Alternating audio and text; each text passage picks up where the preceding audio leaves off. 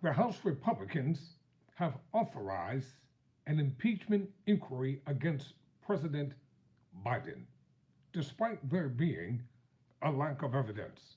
I'm Tyrone Bowman. This is Tyrone Bowman Tonight.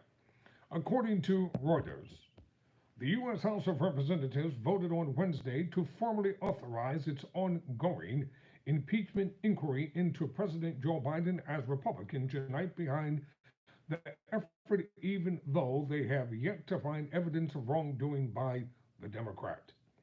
The Republican controlled chamber voted 221 to 212 along party lines to approve the probe, which is examining whether Biden improperly benefited from his 53-year-old Hunter Biden's foreign business dealings, hours after the younger Biden refused a call to testify behind closed doors. The White House has dismissed the inquiry as an unsubstantiated by facts and politically motivated. Biden is preparing for a possible 2024 election rematch with his Republican predecessor, Donald Trump. Trump is the first president in U.S. history to be impeached twice and is currently preparing for 4 upcoming criminal trials. The effort will almost certainly fail to remove Biden from office even if the House votes to impeach the president. The Senate would then have to vote to convict him on the charges by a 2/3 vote, a near impossibility, in a chamber where Biden's fellow Democrats hold a 51-49 majority. But it could help Republicans highlight their allegations of corruption through much of the 2024 campaign. And Democrats, you all better learn to beat that drum. And you better beat it loud. You better beat it often. About the insurrection that occurred in January of 2020. Stop sitting back being passive and stop sitting back letting these Republicans just walk and run all over you. Stand up with some intestinal fortitude and fight back. However, authorization could give Republicans more legal authority to force Biden's administration to cooperate and could help to counter accusations from Democrats who say it lacks legitimacy. House Republicans allege that Biden and his family profited from his actions when he served as President Barack Obama's vice president from 2009 to 2017.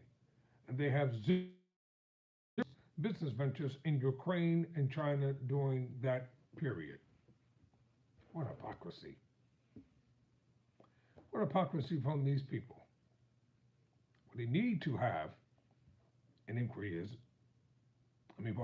what they need to be inquiring about is all the corruption that already took place under you know whose administration. They have turned up evidence that the younger Biden led clients to believe that he could provide access to the vice president's office.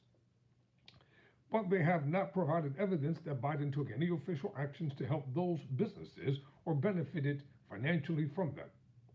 Biden, in a statement, chastised House Republicans for not acting on his request for any of his domestic priorities or providing emergency funding for Ukraine and Israel.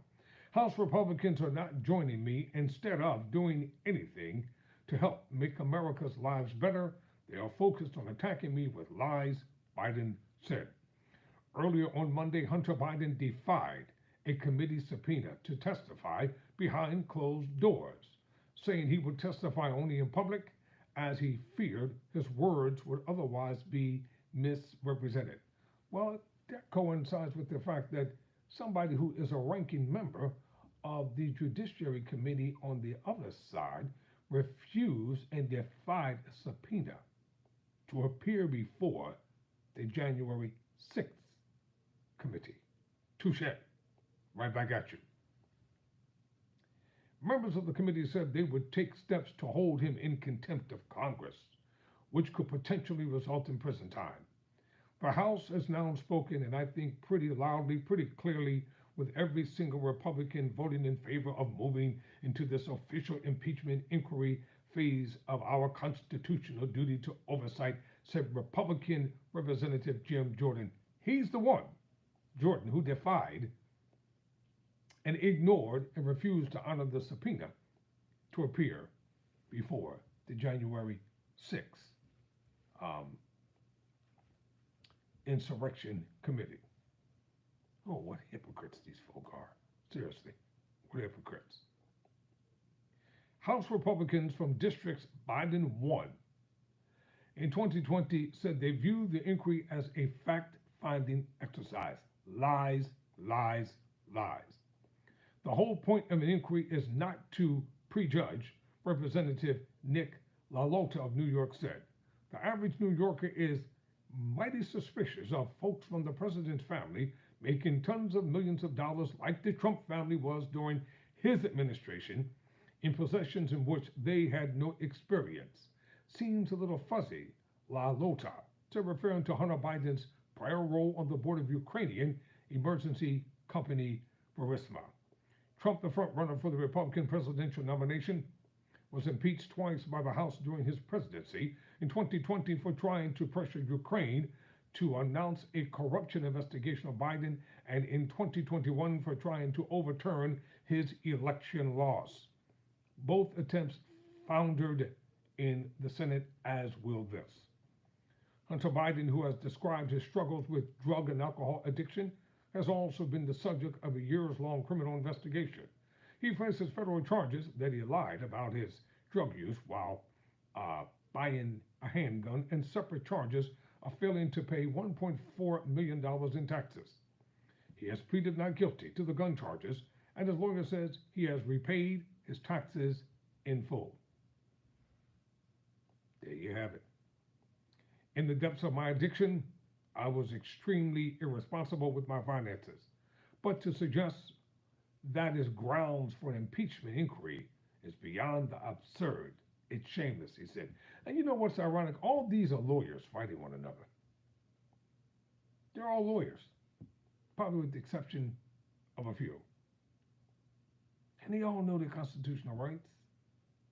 They all know what the end game is going to be. They all know that this impeachment inquiry is going nowhere.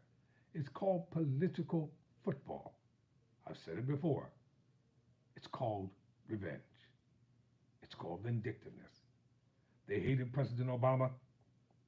They really wanted to find corruption on him, but they couldn't.